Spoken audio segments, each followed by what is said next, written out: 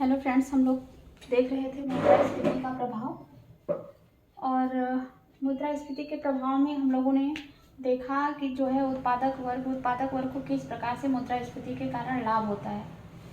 और उसमें एक चीज़ और रह गया था कि परिवर्तनशील आय समूह वाले लोगों को भी लाभ होता है। तो परिवर्तनशील आय समूह के लोगों से क्या मतलब है? मतलब ये है कि मुद्रास्फीति के कारण आय में वृद्धि कर दी जाती है जो हमेशा बनी रहती है। कहने का मतलब ये है कि परिवर्तनशील आय समूह वाले लोग जिनकी आय परिवर्तित होती रहती है समय के साथ साथ, जैसे कि मुद्रास्फीति के कारण यानी कि महंगाई। मुद्रास्फीति क्या है? एक महंगाई है। तो समय समय से सरकार भी महंगाई भत्ता देता रहता है और महंगाई भत्ता में वृद्धि करता रहता है। और कंपनी भी, कोई कंपनी भी जो है बोनस के रूप में जो है आय में बढ़ोतरी करते रहते हैं। तो मुद्रास्फीति के कारण आय में टाइम से वृद्धि होती है। जो कंपनी द्वारा बोनस दिया जाता है या महंगाई भत्ता में सरकार के द्वारा या कंपनी के द्वारा जो वृद्धि कर दिया जाता है, इससे मौद्रिक आय में वृद्धि हो जाती है। कैसे?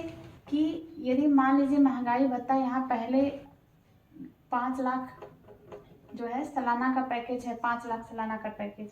यदि महंगाई भत्ता सरकार जो है आगे सरकार या कंपनी बढ़ा के 7 लाख पर ईयर कर देती है, पर ईयर यदि कर देती है, तो ये बाद में जो 7 लाख से 5 लाख पे नहीं लाएगी।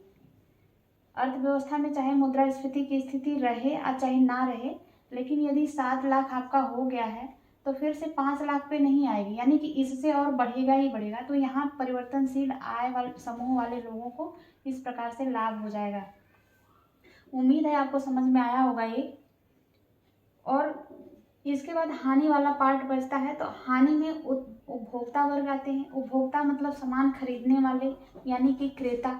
तो क्रेता जब किसी भी मुद्रास्फीति की स्थिति में प्राइस बढ़ गया रहता है, तो प्राइस यदि बढ़ता है तो सामान जो खरीदने वाले हैं, जो क्रेता हैं, उनका भार बढ़ जाएगा, मुद्रा का भार तो बढ़ जाएगा। यदि जो है कोई भी उपभोक्ता है, यदि 100 रुपये में 4 सामान खरीद रहा है, 100 रुपये में 4 सामान यदि कोई वस्तु खरीद रहा है, 4 वस्तु, यदि वस्तु की कीमत मान लीजिए 25 रुपये के हिसाब से है, लेकिन वस्तु की कीमत बढ़कर 25 से 30 रुपये हो जाती है। यदि 25 से 30 रुपये हो जाती है तो पर वस्तु इसको 5 रुपये की हानि हो रही है कि नहीं हो रही है? हो रही है। तो इस प्रकार से उपभोक्ता वर्ग को हानि होगा, क्योंकि जो है प्राइस बढ़ने के कारण मनी की वैल्यू कम हो जाती है, अभी हम लोगों ने देखा था। और मुद्रा की क्रय शक्ति में, मुद्रा के खरीदने की क्षमता में कमी आ जाती है। लोगों की पहले की तुलना में खर्च या व्यय बढ़ जाते हैं, यानी कि हमको यदि 4 सामान खरीदना है तो 120 रुपये यहाँ पे देंगे तब जाके 4 सामान खरीद पाएंगे। ठीक है। तो पहले की तुलना में खर्च या व्यय में वृद्धि हुआ, यहाँ 20 रुपये ज़्यादा लग रहे हैं, यानी कि व्यय में वृद्धि हो गया। अब व्यय में जब वृद्धि होगा तो यहाँ पे बचत में कमी हो जाएगी। बचत में कमी हो जाएगी, यानी कि यहाँ पे उपभोक्ता वर्ग को हानि उठाना पड़ रहा है, हानि सहना पड़ रहा है। दूसरा है ऋणदाता। ऋणदाता जिसे कहते हैं लेनदार। ऋणदाता के अंदर सेठ और साहूकार भी आ जाते हैं। इनको हानि का सामना करना पड़ता है। अभी हम लोगों ने पिछली वीडियो में देखा था कि ऋणी जो है, ऋणी को किस प्रकार से लाभ होता है और ऋणदाता को किस प्रकार से हानि उठाना पड़ता है। तो ऋणदाता का जो रियल इंटरेस्ट रेट है, यानी कि वास्तविक ब्याज दर है, वो घट जाएगा। मुद्रास्फीति की वजह से रियल इंटरेस्ट रेट यानी कि वास्तविक ब्याज दर में कमी आ जाएगी। और इस कमी के वजह से जो ऋणदाता वर्ग है, यानी कि लेनदार वर्ग है, जैसे सेठ साहूकार भी ऋणदाता के वर्ग में आते हैं, उनको हानि का सामना करना पड़ेगा। थर्ड है हमारा स्थिर आय समूह वाले लोगों को भी क्या उठाना पड़ता है? यहाँ पे हानि सहना पड़ता है। कैसे कि कीमत में यदि वृद्धि, मान लीजिए इनकी आय जो है 10,000 पर मंथ है, 10,000 पर मंथ है, और कीमत में वृद्धि हो गई। यदि कीमत में वृद्धि हो गई तो यहाँ पे कीमत बढ़ने की वजह से इनकी जो मुद्रा, मनी की वैल्यू है, वो तो कम हो जाएगी। कीमत यदि बढ़ती है तो मनी की वैल्यू, मुद्रा की क्रय शक्ति यानी कि खरीदने की शक्ति, यानी कि वास्तविक आय में कमी हो जाएगी महंगाई बढ़ने से। तो लेकिन मौद्रिक आय में कोई परिवर्तन नहीं हो रहा है। यहाँ महंगाई बढ़ गई है लेकिन प्राइस बढ़ गया है वस्तुओं का, लेकिन यहाँ 10,000 यदि पर मंथ है तो 10,000 के बाद बढ़ नहीं रहा है, पर मंथ 10,000 मिल रहा है। तो मौद्रिक आय में कोई वृद्धि नहीं हो रही है लेकिन वस्तुओं की कीमतें लगातार बढ़ रही हैं। तो इस प्रकार से स्थिर आय वाले समूह वाले लोगों को हानि का सामना उठाना पड़ेगा, हानि का सामना करना पड़ेगा। अब इसके बाद बचता है एक शेयर धारक और डिबेंचर। तो ये क्या है और इनको किस प्रकार से हानि और लाभ का सामना करना पड़ता है, इसको देखेंगे। मान लीजिए कोई कंपनी है, मान लीजिए कोई कंपनी है, कंपनी कोई भी हो सकती है, रिलायंस की ही ले लेते हैं, रिलायंस कंपनी है और इसको 1,000 करोड़ रुपए की ज़रूरत है, 1,000 करोड़ रुपए की ज़रूरत है। तो ये क्या करेगा, इस 1,000 करोड़ रुपए उत्पादन कार्य के लिए चाहिए, इसको प्रोडक्शन के लिए चाहिए, प्रोडक्शन के लिए चाहिए, इसके पास इतना नहीं है। तो इस पैसे की व्यवस्था को कैसे करेगी कंपनी? पैसे की व्यवस्था के करने के दो तरीके, दो टूल्स हैं इसके पास।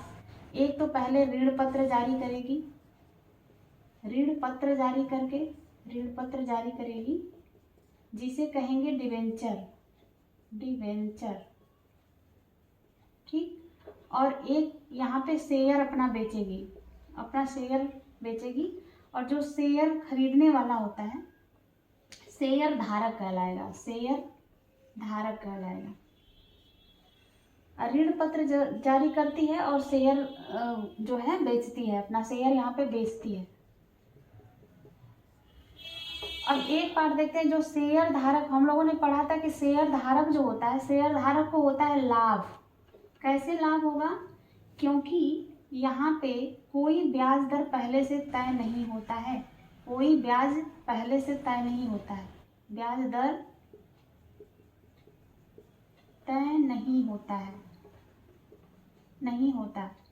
मान लीजिए शेयर धारक ने आज 100 रुपये का शेयर खरीदा, लेकिन कल के मार्केट में इस शेयर की कीमत 100 से बढ़कर यदि 200 हो जाती है, यानी कि मुद्रास्फीति वाली स्थिति है, यदि प्राइस बढ़ रही है तो 200 रुपये हो जाती है, तो यहाँ पे इसको डायरेक्ट प्रॉफिट होगा, क्योंकि शेयर धारक इस कंपनी में शेयर यानी कि अपना हिस्सा खरीद रहा है, यानी कि इसका मालिकाना हक है, ये मालिक है, इसका मालिक है, यानी कि उत्पादक वर्ग के अंतर आएगा, ये उत्पादक वर्ग के अंतर्गत, इसलिए इसको क्या होगा, प्रॉफिट होगा। अब इधर देख लेते हैं डिवेंचर यानी कि ऋण पत्र जारी करना। तो ऋण पत्र जब कंपनी जारी करती है और किसी व्यक्ति के द्वारा यदि खरीदा जाता है इसको, ऋण पत्र को, यदि कोई व्यक्ति ऋण पत्र खरीद रहा है, इन्होंने मान लीजिए ऋण पत्र खरीदा है, तो यहाँ पे पहले से ब्याज दर तय होता है, पहले से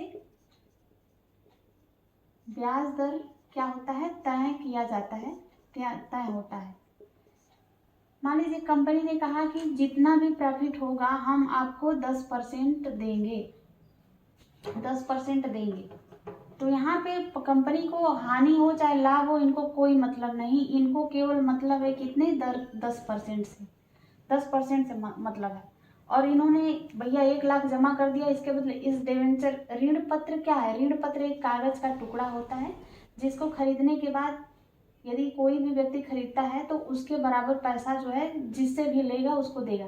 यदि ऋण पत्र जारी कर दिया इन्होंने, 1 लाख का ऋण पत्र है, तो ऋण 1 लाख ये दे देंगे और ऋण पत्र अपने पास रख लेंगे। और बाद में ये समझौता होता है कि मतलब तय किया जाता है कि 10% कंपनी का जितना भी लाभ होगा 10% आपको दिया जाएगा। तो इस कंपनी को लाभ हो चाहे हानि हो कोई मतलब नहीं है इनको केवल मतलब है 10% से। तो 10% से तो ये यहाँ पे दे रहे हैं, यानी कि ये ऋणदाता की श्रेणी में आ जाएंगे, और ऋणदाता को मुद्रास्फीति की स्थिति में हमेशा हानि का सामना करना पड़ेगा।